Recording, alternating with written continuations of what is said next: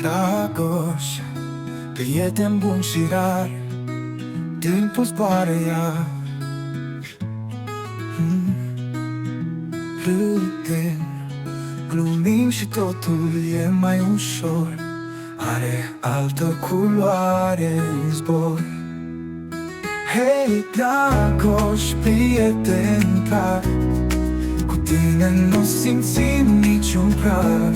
În lumea mare, tu ești comoara, prietenia noastră strălucește ca soarele de vară. Cu Dragoș lângă noi, ziua nu are noroc, glumele îl face să treacă timpul ușor.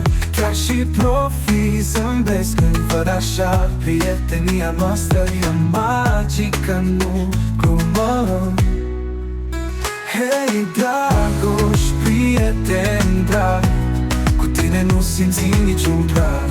În lumea mare, tu ești comoara, prietenia noastră strălucește ca soarele de afară.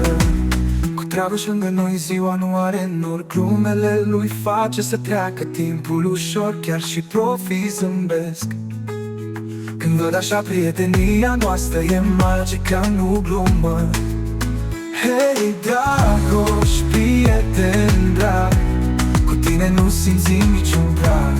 În lumea mare, tu ești comoara, prietenia noastră strălucește ca soarele de afară.